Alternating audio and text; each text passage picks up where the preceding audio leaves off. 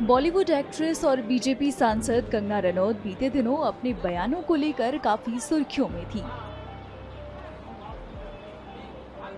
उन्होंने कई ऐसे बयान दे दिए थे जिसके चलते बीजेपी को भी उनसे किनारा करना पड़ा था।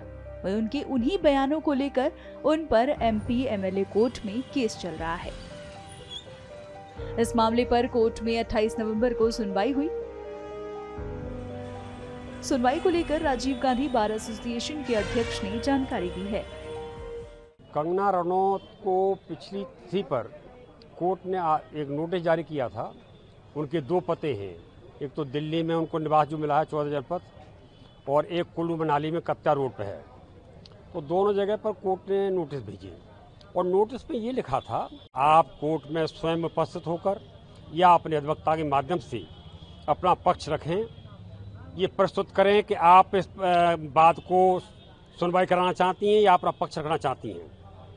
और अगर आप आज की तिथि पर हाजिर नहीं होती हैं तो ये मान लिया जाएगा कि आपको कोई उसमें कुछ कहना नहीं है और कोर्ट अग्रिम आदेश करेगा।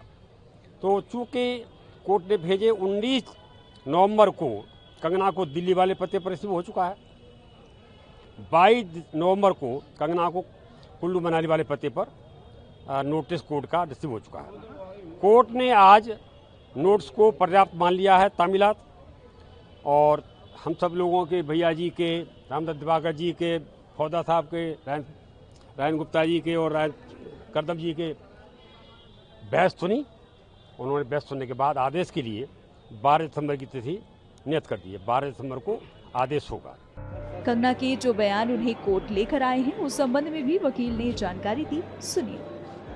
मामला ये था कि कंगना ने एक बयान दिया था 27 अगस्त 2024 को, 28 अगस्त 2024 को सारे अखबारों में छपा था, जिसमें उन्होंने कहा था कि 20 अगस्त 2020 से लेकर दिसंबर 2021 तक जो किसान धरने पर बैठे थे, लाखों किसान, केंद्र सरकार के काले कानूनों के खिलाफ, वहाँ पर हत्या हो रही थी, बलात्कार हो रहे थे, और अगर देश का नेतृत्व तो समय मजबूत नहीं होता तो देश में बांग्लादेश जैसे हालात पैदा हो जाते हैं। चूँकि मैं एक किसान का बेटा हूँ और बकाया से पहले मैं 30 साल खेती भी की है, तो मुझे लगा कि ये अपमान देश के करोड़ों किसानों के साथ साथ मेरा भी है, क्योंकि किसानों को उन्होंने हत्यारा, बलात्कारी और अलगाववादी बता दिया, अलगाववादी बता करके अपमान किया। एक ट्वीट किया था इन्होंने, 17 नवंबर 2021 को छपा था सारे पेपरों में, वो मैं दाखिल किए कोर्ट में।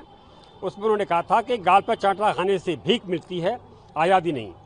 और जो 1947 में आज़ादी मिली वो महात्मा गांधी को भीख के कटोरे मिली। इट मीन्स देश की लड़ाई के लिए, आज़ादी की लड़ाई के लिए सरदार भगत सिंह, चंद्रशेखर, राजगुरु, सुखदेव, अशफाकुल्लाह खां जैसे तमाम अन्य लोग फांसी के फंदे पर झूल गए। पंडित जवाहरलाल नेहरू, महात्मा गांधी, सुभाष चंद्र बोस, चौधरी चरण सिंह, मौलाना अबुल कलाम आज़ाद, सरदार पटेल जैसे हजारों लाखों स्वतंत्रता सेनानियों ने जेलें काटी, सालों तक 14 साल तक जेलों में रहे। उन शहीदों का अपमान किया गया। और उन्होंने अभी कुछ दिन पहले एक बयान दिया था कि राष्ट्र के पिता नहीं होते, लाल होते। वो बार बार महात्मा गांधी का अपमान कर रही हैं। क्योंकि हम लोग देश के नागरिक हैं, जिम्मेदार नागरिक होने के नाते बुद्धिजीवी समाज से भी आते हैं।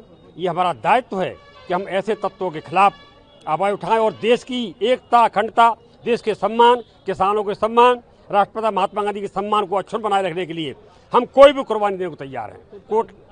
कोर्ट के सामने हमने अपना पक्ष रख दिया है, सारे सबूत पेश कर दिए हैं, हमने गवाहों के बयान हो चुके हैं, हमारे अधिवक्ताओं ने बहस की है, तो कोर्ट सहमत है और निश्चित तौर से कंगना को तलब करने का आदेश होंगे।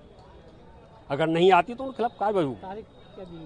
12 दिसंबर 2024 की तिथि नियत की है कोर्ट ने। उम्मीद यही है कि जो हमारी फिल्म संविधान को लेकर एक फिल्म बनाई है।